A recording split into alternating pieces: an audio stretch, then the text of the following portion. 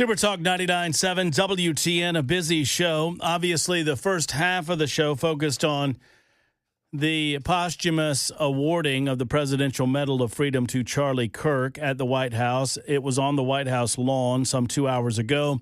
Then the President of the United States made that award, giving it to Erica Kirk, the wife of Charlie Kirk. A very emotional speech delivered by Erica, and obviously Donald Trump delivering some remarks there as well. You heard every single moment of it on Super Talk 99.7 WTN. We'll try to get Tim Burchett back. We had to call an audible there in the middle of all of that. We were planning on having Congressman Tim Burchett, and we had a suspended conversation with Senator Brett Taylor about crime in Memphis and the reduction of crime in Memphis, thanks to the efforts of the National Guard, Governor Bill Lee, and other agencies, and President Donald Trump sending in some National Guard troops into that area and cracking down on the criminal activity that's going on over there.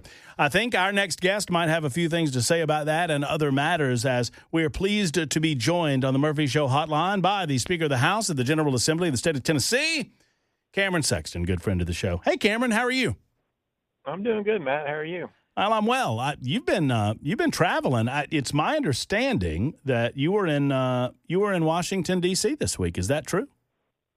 Yeah, I was. I flew up last night. We were there today, and then came back late this afternoon. Met with Secretary Hegseth and Stephen Miller in the White House today. Oh wow! So you were there probably just before many of the assembled folks went to the Presidential Medal of Freedom award ceremony. So tell me, why were you at the White House today, Cameron? Well, we're talking policy. You know, the one thing that the Trump administration is really looking at is how to take policy and get it into the states, because that's where the rock bed of policy is, and that's where it really does make a difference. And, you know, they can sit there and write executive orders, but at the end, the next president could come in, or another president at some point in the future, and change it. And so they're working really hard with states. We had a great conversation with Stephen Miller today, talking about criminal justice and some more things that we can do. He was really happy with the direction that Tennessee has gone over the last 5 years on criminal justice, and there's still more we can do, and that's what we're working through. Well, I know it sounds like a great coordination between federal, state, and local authorities as to how to best tackle the issue, which is something you would love to see in every administration, but sadly has rarely been seen in recent years outside of the Trump administration. That's true. I mean, it's very true. You know, look, in a red state, and to his point today when he was talking about, look, red states are passing great policies, but then you have blue cities like Memphis, that the judicial branch is broken, or the prosecutional is broken, and they're taking their progressive policies in the city, even though we're a very red state. And so we're talking about how to combat that, how to overcome those issues, and I think we have a path. We're going to be working on legislation with the White House for the next 2 months before we start in January, and hopefully come back with something that we can pass here in Tennessee that will, in their opinion, will be a model for all the other states in America, especially the red states. Well, I mean, is there anything that you can tell us about what that legislation will look like right now, or is it a little premature? It's a little premature. It's about how to overcome progressive DAs, progressive judges, and potentially law enforcement in some areas, and also working on some illegal immigration issues that we're focused on as well. And so it was a very good meeting. It was a little less than an hour, but we're going to have more meetings and continue to work towards the goals and start putting words on paper. I mean, would you, and I'm not afraid to name names. You've never been afraid to answer direct questions. I mean, is Steve Mulroy in Memphis as the Shelby County District Attorney? Is Glenn Funk here in Nashville and Davidson County? Are they a part of the problem when it comes to an inability to put these lawbreakers behind bars, at least for longer periods of time, to prevent the recidivism that obviously occurs when they allow these criminals to get back out? Steve Mulroy, much bigger problem than General Funk, in my opinion. General Funk, he will go after the hardcore criminals. He will do that. We worked well with him on legislation, on things that actually made sense, that were his ideas that we put in place. When we don't agree on everything, but we do agree on probably 50% of the stuff. Mulroy, we agree with 0% of what he believes in. But we also have a problem in the bail system that we need to fix. We also have a problem with judges and the amount of discretion that they're using and what they're doing. And so in these blue cities, it is a problem. And so the question really becomes, Matt, is are we going to be a red state that allows our big cities to be crime infested like Chicago? And the answer is no. The question is, how can we make sure that doesn't happen? We were interrupted because of the presidential ceremony, but we had briefly Senator Brent Taylor on to talk about this issue, and he has been pleased with the results in the short amount of time that we've seen the coordination between the federal government and the state of Tennessee and some of the local authorities. Have you been pleased with what we have seen so far? Yeah, I mean, look, they arrested over 60 gang members. They rescued 43 children from human trafficking. Just think about that, in 2 weeks or less, 43 kids rescued. They arrested a bunch of people who were out on warrants, people who hadn't shown up and for other crimes. And so, yeah, it's going well. It's going well. We need to keep the pressure on as we keep going. And one of the things I talked to the governor about last week when we had a meeting in his office with the lieutenant governor is about the state of Tennessee really getting invested and putting the strike force in with TBI to go after these violent criminals and these gangs in Tennessee. And so if the locals are unwilling to do it, then we should have the strike force at our level where we can go in any city at any time or any place in our state and root out these gang members and root out these crimes, which also involves human trafficking, drug smuggling, and other things, and really clean up our state. A listener on our super text line asks a question, and sometimes we just can identify them by the last four digits of their number, and this is 3449, I suppose, who says, well, you ask the speaker why the state of Tennessee couldn't fix Memphis without the feds, and then he says, come on, don't be chicken. So I'm no chicken. I think it's a fair question. Was there anything more the state could have done? Obviously, I'm not making the perfect the enemy of the good. I'm glad that something's happening now, but do you feel like maybe the state could have done something prior to this? What's your answer to that? Well, we have been doing a lot of stuff prior to this. We put in almost 100 new highway patrol down there to help them. You also have to understand, we put in more resources to help them combat violent crime. We've increased the sentencing for the violent criminals. Part of the problem, though, is the lack of local doing the job that they're supposed to do that everyone else is doing in the state. And so you could have sent in the National Guard, but what you also needed were federal resources. People are looking at it as just the National Guard. It wasn't just the National Guard that's going in. We could have sent them in. But the federal resources coming from Trump for the DEA, the FBI, the ATF, all those organizations coming in, ICE, clearing up the amount of illegals that were there, those are all federal resources that we needed to go after all these criminals. So about 30% of those people who are being arrested are going to be charged with federal crimes. 70% are being charged with state crimes. And so it's a coordination between state and federal that we have been trying to get in there, but you also have Memphis with 800 police officers short. You have a progressive DA that may not prosecute, which becomes a problem. You have judges who do not set bail for people and just kind of let them run out in the streets. And so that's where we have to come back with what I was talking about working with the White House, which is coming up with policies and thinking about how do we go in and, lack of a better term, take over that judicial system if they're not doing the job they're supposed to be doing. And how can we do that constitutionally to make sure that we keep the people safe in Memphis? You mentioned the Constitution, which is directly relational to my next question, and that is there's only so much the state can do to protect these local municipalities from themselves if they continue to vote in soft on crime elected officials that attempt to really stymie some of the state efforts. Am I right?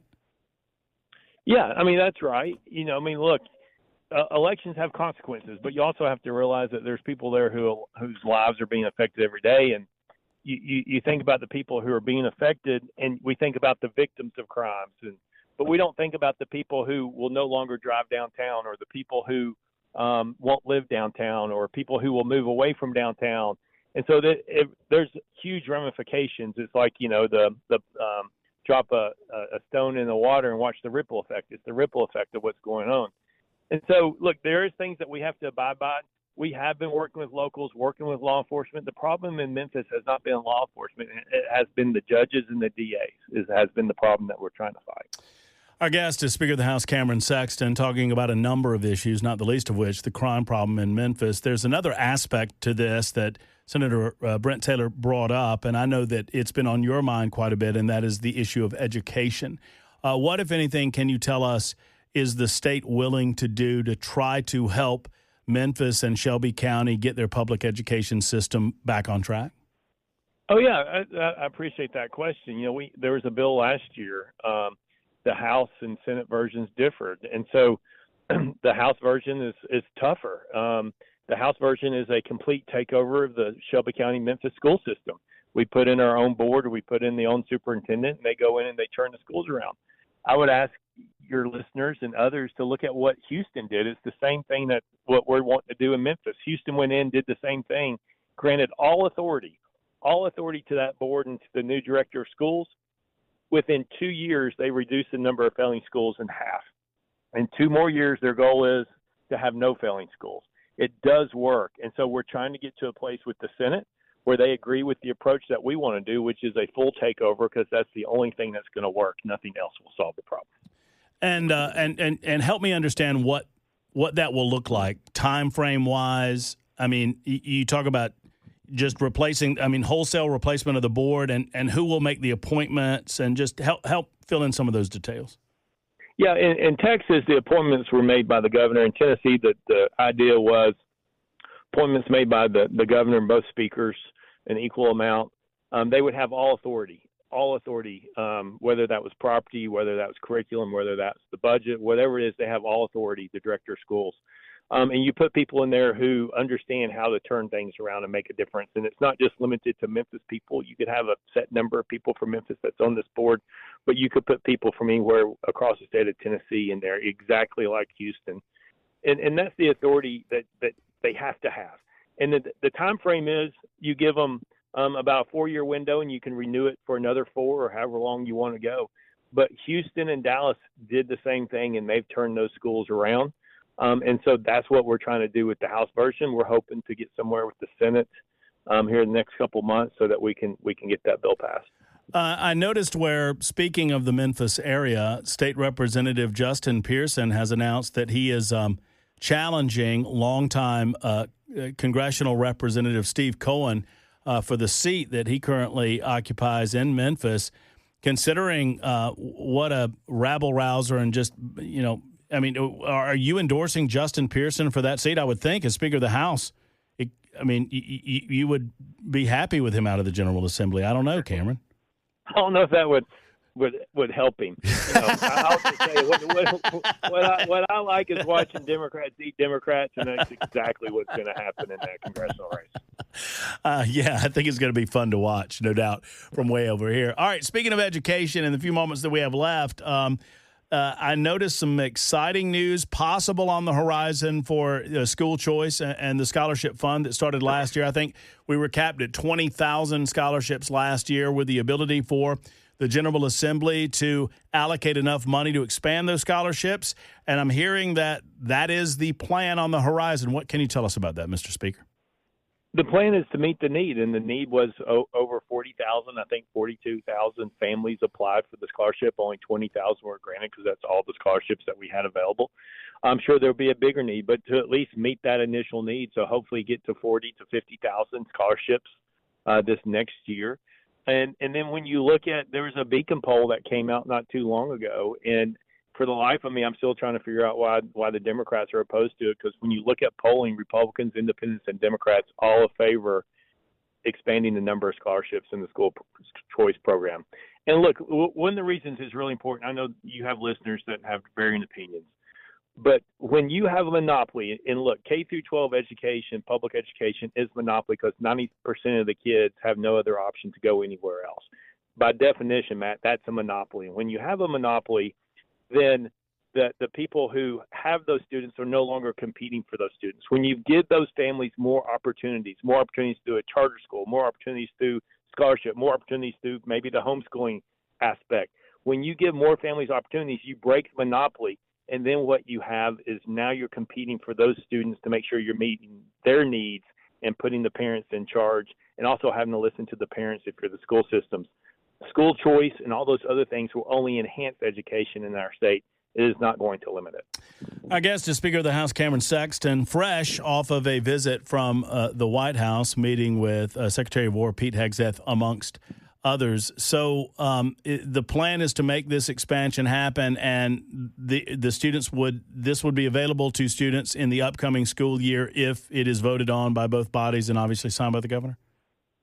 Yes, all it has to do is it now becomes a budget appropriation. So no. Oh, so you don't have to pass legislation; you just have to appropriate the money. That's correct. Oh, well, that's an even simpler. Would you consider that a simpler lift then? I don't know if simpler lift. It should be a simpler lift when you're looking at the polling data, where now the majority of Tennesseans, regardless of party affiliation, wants it expanded. But you can always be surprised. You never know what's going to happen sometimes in your General Assembly. But hopefully we'll get this through and get it done. Look, middle of October, before you know it, the General Assembly will be reconvening. You'll be gaveling the House of Representatives back into order. Anything else on the horizon that we should be aware of that you're planning on for the next session? We're going to roll out some big proposals, and so we're working through a lot of different things. And we're looking through a 3-strike policy for criminals that also includes misdemeanors. And so we're really trying to crack down on crime, crack down on illegal immigration as well. That's one of the reasons I was at the White House to talk about ideas on how to do that.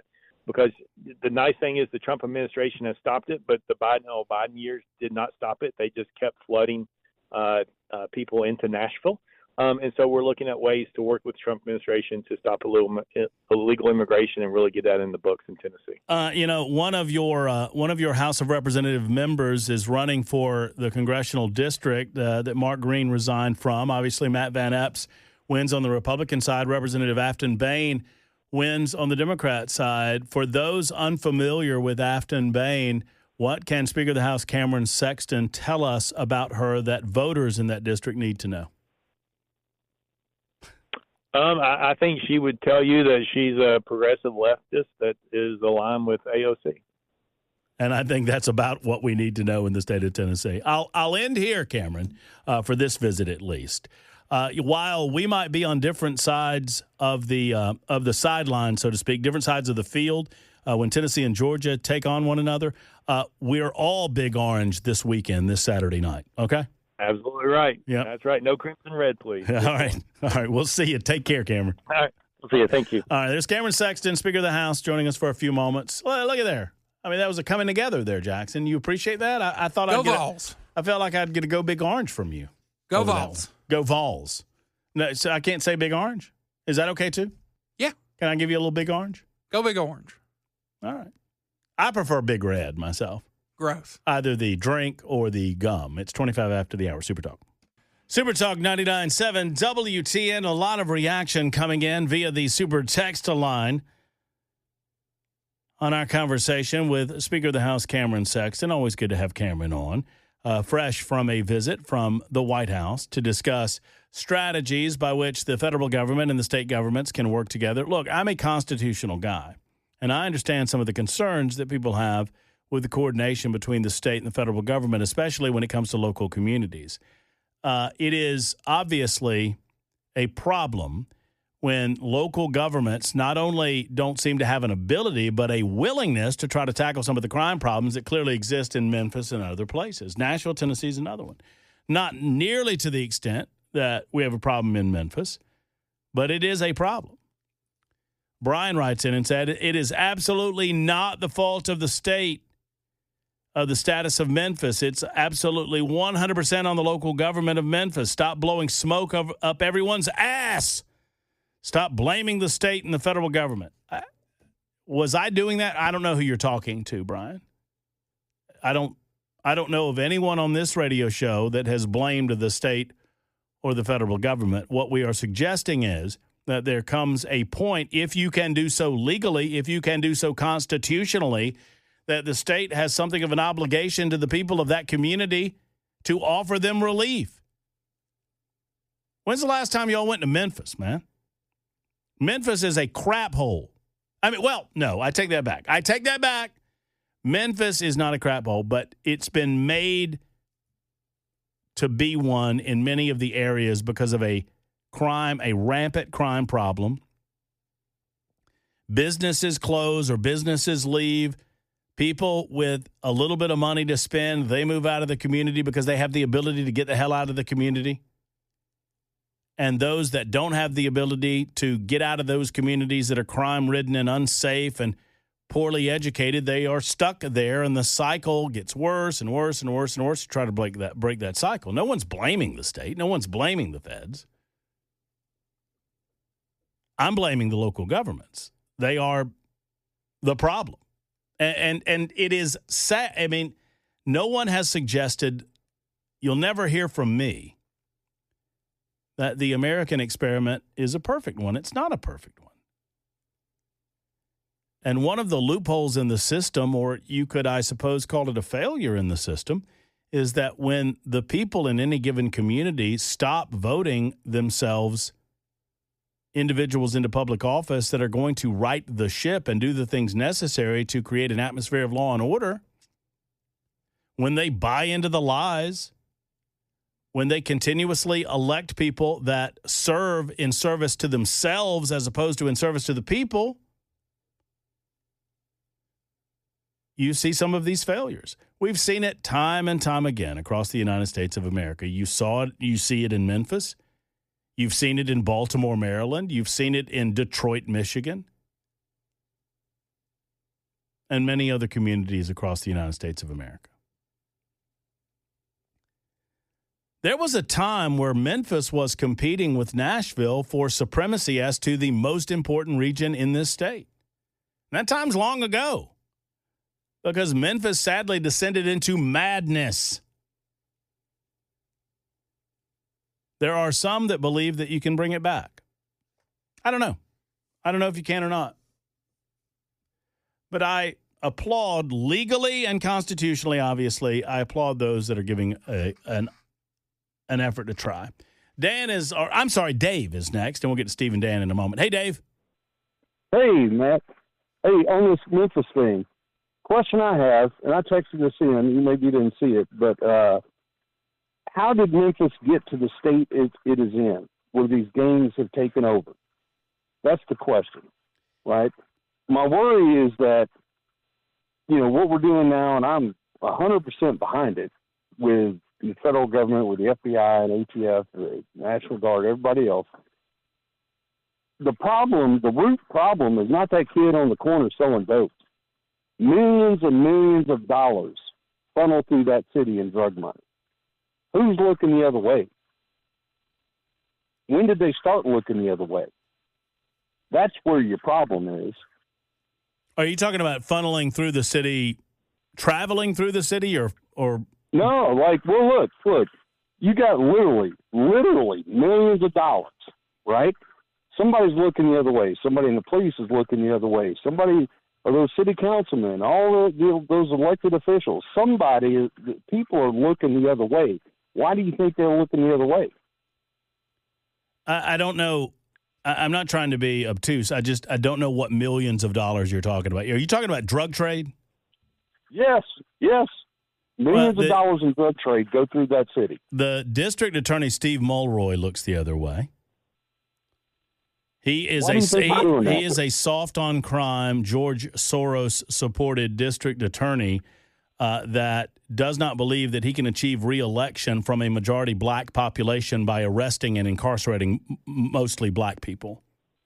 Well, I liken it to this. During Prohibition, Chicago, I'm sorry, my dog's going nuts. That's okay. I liken it to Chicago during Prohibition, right? You had people on the tape, and I would be very surprised. I have no evidence of it. I'd be very surprised if some of that's not going on in Memphis. Wouldn't surprise me either. I mean, there's rampant corruption going on in Memphis. There's no question to me. And if we go through, right, so we clean it up for a day or a month or 2 months or however long it is, and that's a blessing, good for it. But until they start addressing, there needs to be some investigations that follow the money on some of this stuff is what they need to do. Because there's a lot of money in that local level neighborhood drug dealer. He's not the root cause. He's getting the drugs from somebody, and somebody's letting them come in. and somebody's got their hand in it. You know what I'm saying? Well, when you are soft on crime in one area, you're going to be soft on crime in a lot of areas, and it doesn't even take kickbacks, but I think the kickbacks are happening too. Well, I understand your concern that if you clean it up today, if you leave the same people in power, the same people in place, it's going to be a mess tomorrow. Is that what you're saying? That is 100% what I'm saying. Now, I'm not saying it's wasted effort. I mean, let's do it. Right? You got people that are not safe from their homes that need to be kept safe. We have to break the back of block voting, identity voting. And part of that is to convince black communities that just because a candidate is a Democrat, or more specifically, a black Democrat, does not mean that candidate has the best interest. I'm just trying to answer your question as directly as possible, Dave. And it might get me into a spot of trouble. But you have Memphis politicians running on the fact that they are the same color as the majority of the voters. And sadly, it's led them to a system of corrupt activity and not the best representation. If these voters are shown a better way, if they're shown that their communities can be safe again, if they're shown that public education can be better, then hopefully you break that cycle and they elect, no matter the color of one's skin, they elect representatives that are going to be more motivated to do better things in those communities. And, I mean, I don't know that that's possible. I hope that it is. I mean, that's a part of – I mean, that's just a part of what we do as a society. We have to hope that the best possible representation is elected by the people. Well, yeah, it's up to them. My wife's sitting here laughing at me. I hate it when I agree with you. Well, I'm glad that we agree on this, Dave. Thank you, man, for the telephone call, and thank you for the conversation. Steve and/or Dan. Hey, Steve and Dan. Hey, it's Steve. Hey, Matt. How are you doing? What's up, Steve? I'm doing well. I hope you are. I'm doing just fine. Look, Dan and I both grew up in Memphis. Born there, right there. Almost 40 years. The Memphis. Hey, Steve, I don't know how you can do it, but you got to turn that radio down. It's confusing the hell out of me. Oh, I'm sorry, brother. No, it's all good. I mean, I'm just listening to me. Okay, and, it's all good. Okay. I just turned you off, actually. Well, no, don't go crazy. Turn me back on when you're done now. We grew up there 40 years. Yeah. We went there to the school integrations in the 70s. We went through, we even had to stop a racial dispute in a junior high because we were going to school with 16 and 17-year-old black people, and we were 13 and 14 years old. It's a dead city. The politics, they control the population, and they have done nothing but destroy that city. It is an uneducated city, and that's why it's the distribution center of the middle of America, because it's nothing but jobs that require minimal skills and minimal education, and that's all it's going to ever be. Well, I mean, so you give up on it, you think? It's a dead city, brother. I'm sorry. I don't know. There's some things that go right. I mean, I'm not. You go down to Bill Street. You go down to Bill Street unarmed. You go right ahead. No, okay? I don't think I'd do that. I don't think I would go within the city limits unarmed. Well, I mean, again, it's like people go for Graceland, and let me tell you something. If you go 2 blocks outside of Graceland, you better be armed, otherwise you're going to be mugged. I've lived in every part of that city, besides South Memphis. You name it, I've lived there. And yes, I've been to Graceland. See it once, that's enough. Anyway, brother, it's a dead city. And until they change the politics of that, it will never be anything but a distribution center that provides jobs to the uneducated and the illegals. So that's all I got to say, Matt. Steve, thank you, brother. I appreciate the telephone call. I'm going to scoot 615-737-9986. Speaking of racially divided America and racially divided politics, a former president of the United States of America had a few things to say about what he'd like to see getting back to in American politics. Give me a little video here, can you? You got me? Here's Barack Obama thrilling us with his wisdom on where we are as an American society. Yeah, we don't want kangaroo courts and trumped up charges. That's what happens in other places that we used to scold for doing that. We want like our court system and our Justice Department and our prosecutors to be, and our FBI to be just playing things straight and looking at the facts and not meddling in politics the way we've seen later. Are you kidding me? Don't get me so worked up this late during a show where I'm already sick. This guy, I guess on my screen he's over here. This guy, what a scumbag. This is the same guy that authorized and weaponized his FBI to go after his main political rival, his main political opponent, Barack Hussein Obama, to protect Hillary Rodham Clinton. This is the guy that after Donald Trump, against all their efforts within the CIA and the FBI and the deep state apparatus, against all efforts, Donald Trump won the election in 2016. This guy that is now saying, well, we need to de-weaponize all of these systems and we need to apoliticalize all of these systems. You were the one that politicized them, buddy. You're the one that authorized applying for the FISA warrants. You're the one. Your FBI lied on those forms. Your FBI lied to the American people. Your FBI fed stories to a compliant media that lied about, quote-unquote, Russian collusion. That was your FBI. You sat in those meetings with James Comey. You sat in those meetings with John Brennan. You sat on those meetings with James Clapper. Don't you sit there and tell me that you want an FBI or a DOJ or a district attorney's office that is apolitical when you were the one that politicized them. That was you. There has never been a snottier, holier than thou, do as I say, not as I do politician in this country than Barack Obama. And the only benefit that we enjoyed between 2008 and 2016,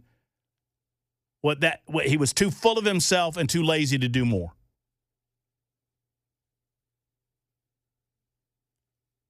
Damage to the American people.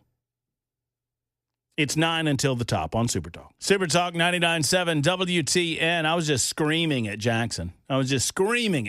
for no reason about Georgia's offensive woes. Was I not? Was I not screaming at you, Jackson? You were yelling. I was. What was I saying? Were you? You weren't listening, were you? It was about Mike Bobo needing to be fired. Yeah, that's true. I stand by that remark. Jonathan, you have the last say on the issue of Memphis, at least to this show, because we're fast approaching the top of the hour. What's on your mind, Jonathan? Hey, Jonathan. Yeah, I'm here. Can you hear me? Yes, sir. Yeah, first of all, to agree with you about 98%. We looked out really. We have not lucked out with this telephone call, Jonathan. Sadly, that's going to do it. I'm sorry. We lost you there, and I'm just out of time. I'm out of time to try to get you back, and I certainly hope that you do decide to call back when you can.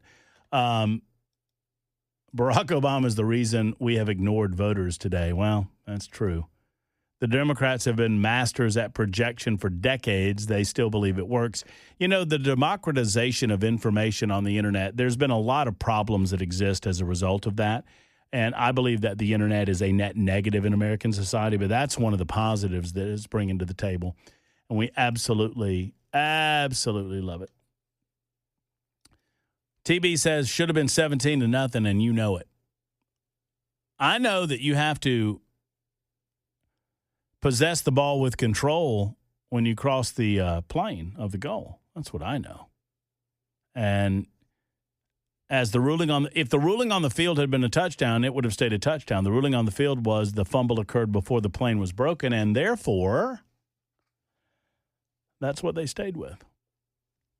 So there you go. It's been a lively show. We hope a Wednesday edition will be just as lively. Until then, I want you to have a wonderful evening, folks. Hug your loved ones and take care. So long, everybody.